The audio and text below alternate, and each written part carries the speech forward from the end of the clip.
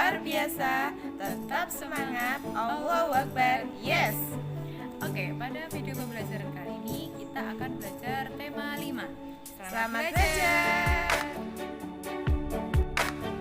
Proyek kali ini kalian akan melakukan percobaan identifikasi sifat-sifat cahaya dan hasilnya bisa kalian buat kolase seperti gambar di samping ya.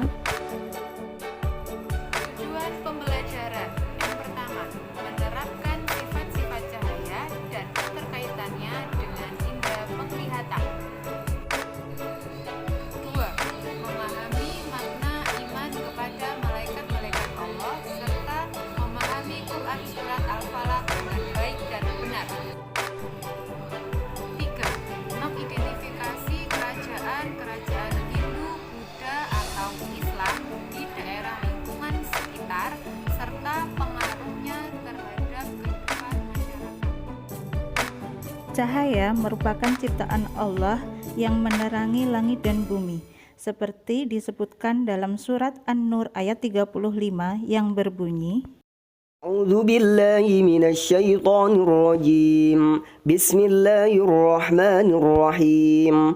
Allahu nurus samawati wal ard. Mathalu nurihi kamishkatin fiha misbah. Al-misbahu fi zujajah. الزجاجة كأنها كوكب دري يوقد من شجرة مباركة زيتونة لا شرقية ولا غربية يكاد زيتها يضيء ولو لم تمسسه نار نور على نور يهدي الله لنوره من يشاء ويضرب الله الأمثال للناس والله بكل شيء عليم. yang artinya Allah pemberi cahaya kepada langit dan bumi. Perumpamaan cahayanya seperti sebuah lubang yang tidak tembus, yang di dalamnya ada pelita besar. Pelita itu di dalam tabung kaca, dan tabung kaca itu bagaikan bintang yang berkilauan, yang dinyalakan dengan minyak dari pohon yang diberkahi, yaitu pohon zaitun yang tumbuh tidak di timur dan tidak pula di barat, yang minyaknya hampir-hampir menerangi walaupun tidak disentuh api. Cahaya di atas cahaya berlapis-lapis. Allah memberi petunjuk kepada cahayanya bagi orang yang Dia kehendaki, dan Allah membuat perumpamaan-perumpamaan bagi manusia, dan Allah Maha mengetahui segala sesuatu. Percobaan 1 dan 2. Alat dan bahan: gelas bening, pensil, dan buku. Percobaan ketiga, alat dan bahan: kaca, triplek, senter atau laser. Percobaan yang keempat, alat dan bahan: kertas buffalo atau kertas karton, lilin, korek api, serta gunting. Percobaan yang kelima, alat dan bahan: cermin. Halo anak-anak, Assalamualaikum. Hari ini kita akan belajar tentang sifat-sifat cahaya. Untuk mengetahui sifat-sifat cahaya, kita akan melakukan percobaan sebagai berikut. Yang pertama, masukkan pensil ke dalam gelas yang telah berisi air. Lalu perhatikan apa yang terjadi kepada pensil tersebut. Oke, sekarang percobaan yang kedua. Ustaz akan menaruh buku di sini dan kalian perhatikan tulisan yang ada di permukaan gelas. Apa yang terjadi dengan tulisan tersebut? Percobaan yang ketiga. Yang pertama, kita nyalakan senter. Lalu arahkan cahaya senter ke kaca. Lihat apakah cahaya senter menembus kaca.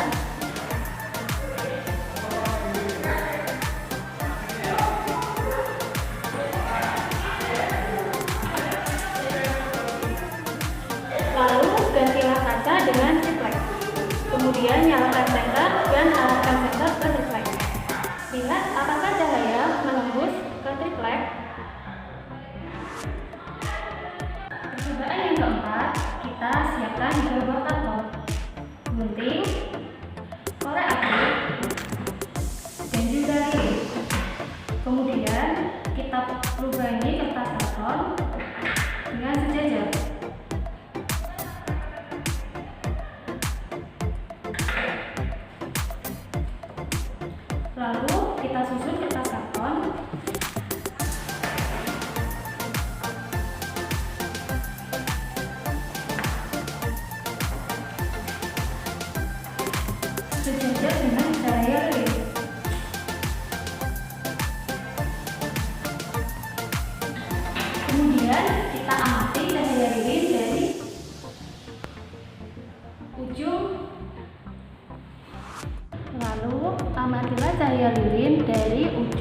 lubang kertas karton.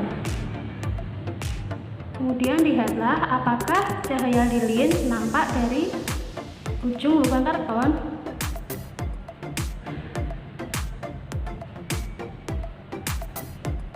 Kemudian geserlah salah satu kertas karton dan amatilah apakah cahaya lilin nampak dari lubang ujung kertas karton.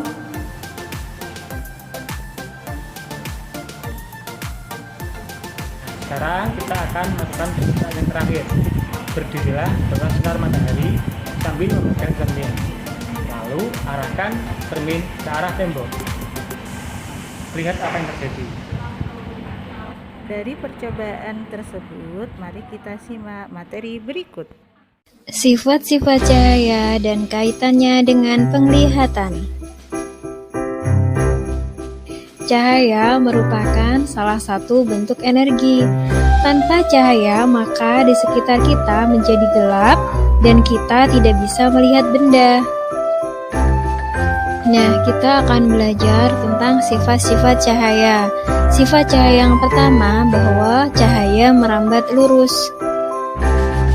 Sifat cahaya yang kedua bahwa cahaya mampu menembus benda bening.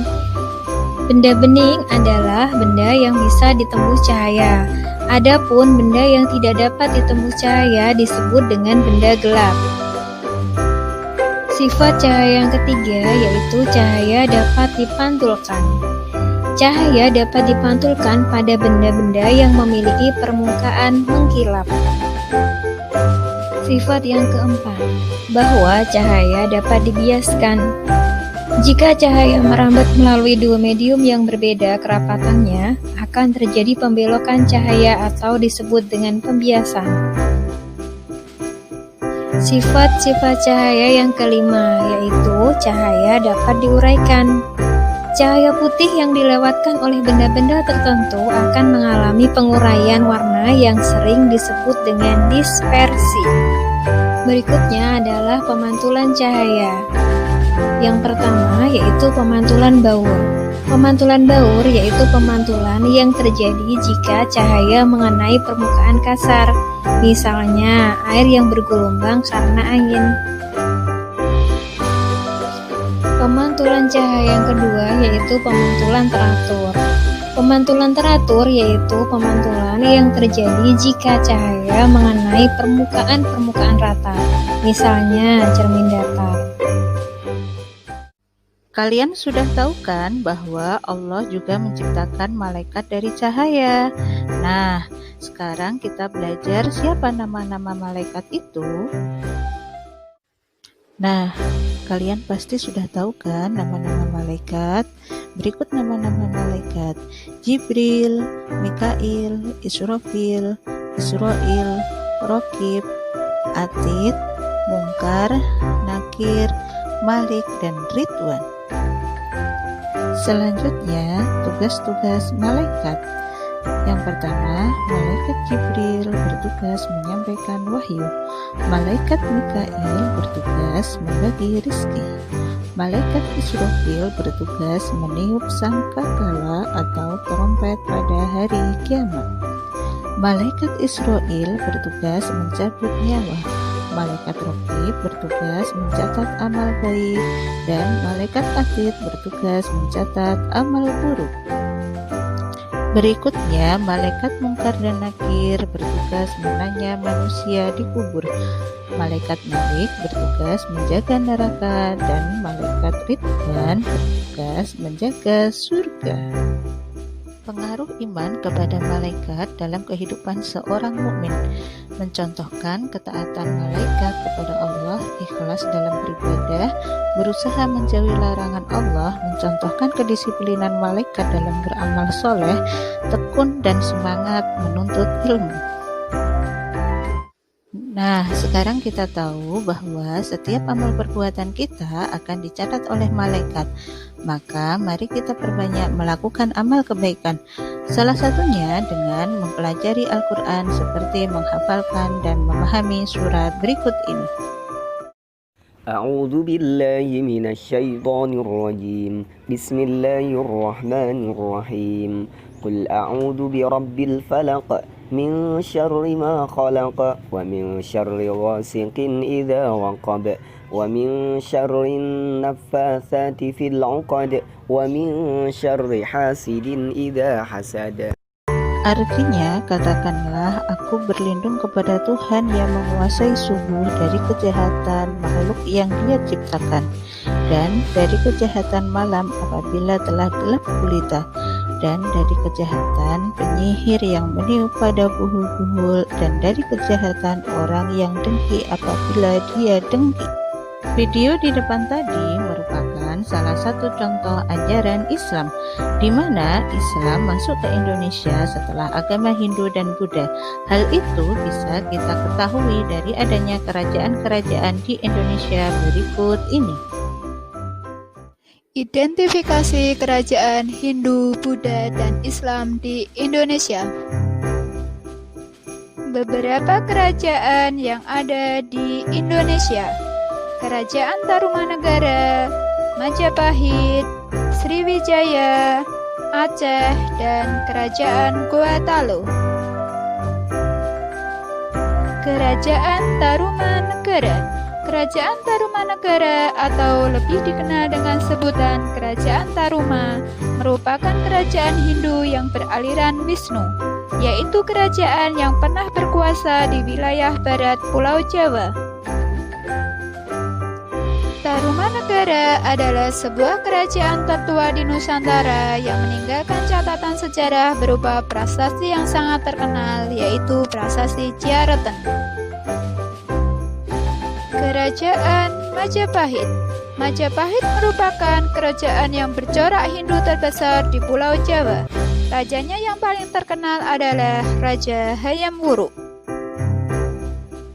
Kerajaan Majapahit memiliki seorang patih yang sangat terkenal dengan sumpah atau janji sucinya untuk menyatukan Nusantara, yaitu Mahapatih Gajah Mada. Kerajaan Sriwijaya. Kerajaan Sriwijaya merupakan kerajaan terbesar yang bercorak Buddha dan terletak di Pulau Sumatera, tepatnya di kota Palembang. Raja Sriwijaya yang paling terkenal adalah Raja Balaputradewa. Pada saat pemerintahan Raja Balaputradewa, Kerajaan Sriwijaya mencapai puncak kejayaan dalam bidang ekonomi, pendidikan, dan kebudayaan. Kerajaan Aceh. Kerajaan Aceh merupakan salah satu kerajaan Islam yang mencapai puncak kejayaan di bawah kepemimpinan Sultan Iskandar Muda. Sultan Iskandar Muda memimpin kerajaan Aceh mulai dari tahun 1607 hingga 1636, di mana daerah kekuasaannya yang semakin besar sebagai pusat perdagangan dan pembelajaran dalam Islam. Kerajaan Gorontalo. Kerajaan Gorontalo merupakan kerajaan Islam yang mencapai puncak kejayaan saat dipimpin oleh Sultan Hasanuddin. Di masa penjajahan, Sultan Hasanuddin mendapat julukan ayam jantan dari timur. Itu disebabkan karena keberanian dan semangat perjuangan Sultan Hasanuddin dalam mempertahankan Makassar. Nah, sekarang tugas kalian adalah mempraktekkan percobaan 1 sampai 5 di rumah masing-masing. Selamat mengerjakan.